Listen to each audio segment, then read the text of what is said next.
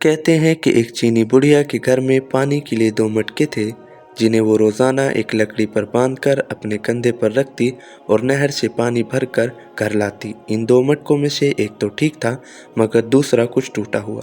हर बार ऐसा होता जब ये बुढ़िया नहर से पानी लेकर घर पहुंचती, तो टूटे हुए मटके का आधा पानी रास्ते में ही बह चुका होता, जबकि दूसरा मटका पूरा भरा हुआ घर पहुंचता।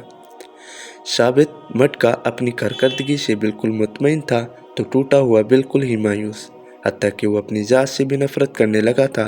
और आखिर क्यों कर वो अपने फ़राइज़ को इस अंदाज में पूरा नहीं कर पाता जिसकी इससे तवक्को की जाती है।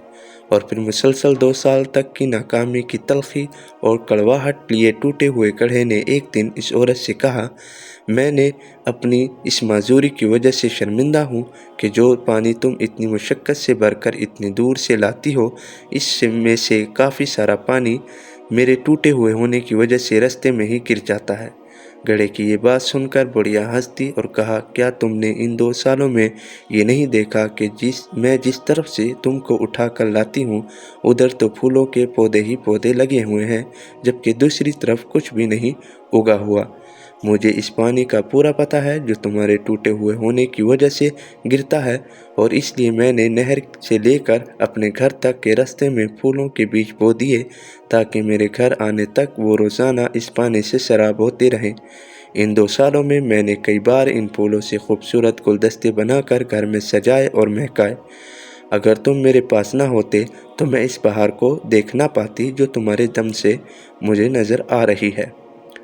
याद रखें कि हमसे हर शख्स में कोई ना कोई खामी है, लेकिन हमारी यही खामियां, माजूरियां और ऐसा टूटा हुआ होना एक दूसरे के लिए अजीब और पुरतासीर किस्म के ताल्लुकात बनाता है। हम पर वाजिब है कि हम एक दूसरों की इन खामियों के साथ ही कबूल करें।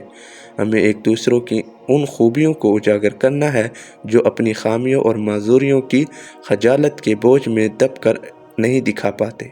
माजूर भी माशरे का हिस्सा होते हैं और अपनी माजूरी के साथ ही इस माशरे के लिए मुफीद किरदार अदा कर सकते हैं। जी हाँ, हम सब में कोई ना कोई ऐब है, फिर क्यों ना हम अपने इन ऐबों के साथ एक दूसरों की खामियों और खूबियों को मिलाकर अपनी ज़िंदगियों से भरपूर लुत्फ़ उठाएं। हमें एक दूसरे को इस तरह कबूल करना है कि हमारी खूबियाँ हमारी खामियों पर पर्दा डालती रहें। उम्मीद है आपको आज की वीडियो पसंद आई होगी। अल्लाह हाफ़िज़।